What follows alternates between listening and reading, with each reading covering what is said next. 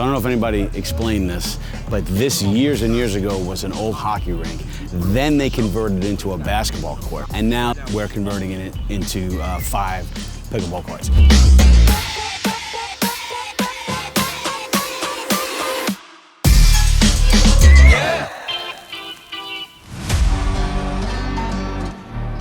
You can see where the basketball court was. This is where it was like a big concrete structure for the basketball hoop. So this had to be removed. This was the end of the basketball court, but we needed to extend the asphalt. What we'll do on this, where we make the connection between the old asphalt and new asphalt, we use this patch repair called Right Way, which it's almost like a really thick tape, right, that we put over. We put some mesh on top. We put resurfacer on top. We'll make this absolutely seamless. You won't even know that there was anything added over here. Everything. I need this cleaned. Look, there's more chipping that's got to be done here. This whole thing here. I shouldn't have to come and check up. Look, this whole side isn't done. This isn't dirt. Is this dirt? That's not dirt. Look. All that's got to be cleaned out of here. Everything has to be cleaned. This too. This is all concrete. This is all got to go. This is all we got to do. Okay? Hit it. We can't chip this and we can't chip that.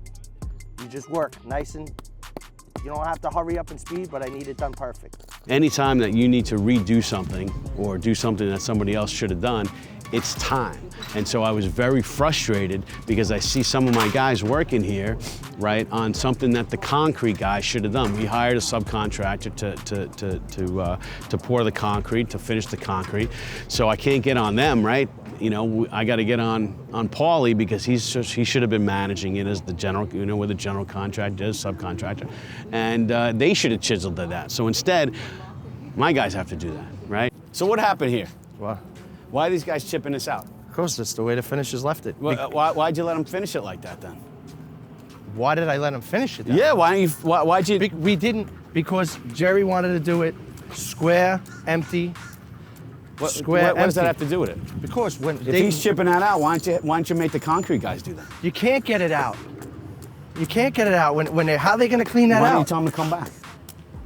Seriously? Yeah, because then these guys could have been doing that. These guys get very sensitive when you tell them they did something wrong, all right? So just, you know, man up and take it. That's it, that's all I'm saying. You know, people tell me I do things wrong all the time. You know, sit here, hear me crying about it. Just get it done, that's it. It's not that hard. Instead of I'll this. tell Jerry that next time, no problem. Yes. Okay. It's not that complicated. Hey, let's take coffee. It's like a hurricane blowing in. He comes here, everything gets all disheveled. Everything turns into a disaster. Listen, I ask questions. Right? You ask questions. Why is this not done? Hey, Alex, hurricane's back. Well, Lonnie just say he doesn't know. If you watch him here, he just talks. He doesn't know what he's talking about. He keeps making mistake after mistake. Thank God we're still in business. He is a good businessman. He gets us the jobs. And then after that, that's it. We take over. Paulie's the man. Jerry drives us nuts all the time.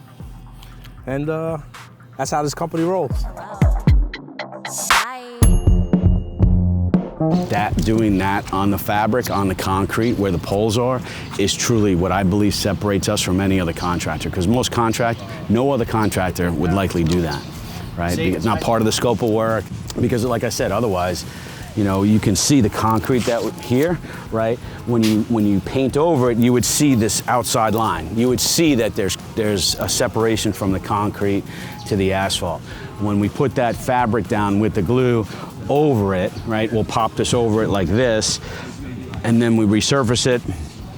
It'll look like we just put this pole directly into the asphalt. You won't even see that. What are we doing with this, Alex? Well, as soon as Hans gets uncut, we're gonna put this bond coat down. Yeah. I'm gonna flatten it out, take all the things out. You'll take the excess out with that. And put it back inside the... Yeah, put it back inside, and then we'll go around and around. No problem. One by one, we'll get it done. Exactly. And then Paulie, I'm sure, will be following us, making sure we're doing it right, and you know, giving us lots of words of encouragement. Yo, Hans, what am I gonna do with this, man? What is this? Shakes. This ain't no good, man. Nah, they handed me the wrong sizes. They're supposed to be 6 inches by 6, and Hans is handing me all different sizes. I'm like, what am I gonna do with this? And it's just making it my job harder. Hans, did you cut this with the other end of your hammer? And not your knife? No, with my knife, but he never got it right here. You gotta cut it straight. You got the whatchamacallit, cut it straight. Looks like you chewed it. Hans. Even if it's a little bigger, even 8 inches, I need a little bigger. Okay. 8 by 16. No, Hans, 6 inches is fine. Make sure it's 6 inches. Hans, this isn't even 5 inches. I need 6 inches minimum, Hans. 6. See the number 6? Okay. 6 inches. Minimum. Not 5, not 4.5. Don't forget that's got to be built up with paint and resurfacer, so it's not too high. No, but why go into it knowing that we have to build up? We're not building up. The paint's going to build up on its own. So is the resurfacer going to build up on its own. Hans, when we cut these, do me a favor. Make sure that we cut them flush with the surface. I don't want to have to build up additional layers of paint just to make sure that it's flat. Okay? Some sides are flush with the existing surface. Other sides, there's a lip. Just do me a favor and make sure when we cut these, we get it flush with the surface. That's my ask.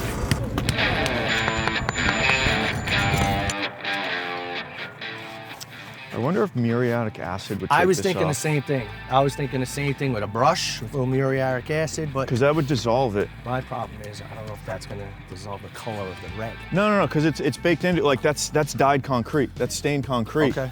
I'm gonna have Lonnie go to Whitecap and get a gallon of muriatic acid, because that'll Easy, dissolve easy. this, right? Like it'll It should dissolve. it'll dissolve the top layer without Yes. like ruining it. Yeah, and that should loosen everything up in there. Because this is killing. Like this is, I don't like what I see here.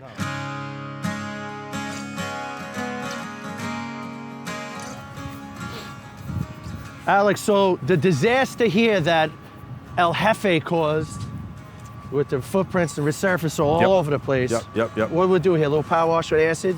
So me and Paulie went away for the Christmas holiday. I went to New York, we come back, and there's disaster all over the place. Because Lonnie was here with the guys, and this is what happened. Without us, I don't understand. This is what happens when we come back. But if we would have left this, forget about it. They would have Jerry chopped us and up. Lonnie would have been up. They would have sent us videos, pictures. Yeah, Jerry's gonna come here and be like, he's just gonna walk right past it like it's It's gonna nothing. be like it's okay. Yeah. It's okay because Lonnie did it. But And you gotta have some pride in and your then work. we know that's Lonnie's footprint because that's like a girl size. Morning, boss. Seriously? It's a construction job, bro. What the happened to that thing? Holy Christ, dude! My foot's a little on the blue side today. Ouch! Tommy Toes Jr. How'd you do that? He dropped a pallet on his toe. Actually, Lonnie got mad at him and then hit him with a pickleball racket because they lost the doubles game. I loaded up the pickup truck with a whole bunch of pallets to bring them back to Home Depot. The 6th or 7th or 8th one slipped off the top, fell down, landed on my foot. Man, did that hurt. You don't have socks to cover that or something? He dropped the pallet on his foot. Jerry's very calm today with his broken toe. Considering you don't do much construction, you'll be all right.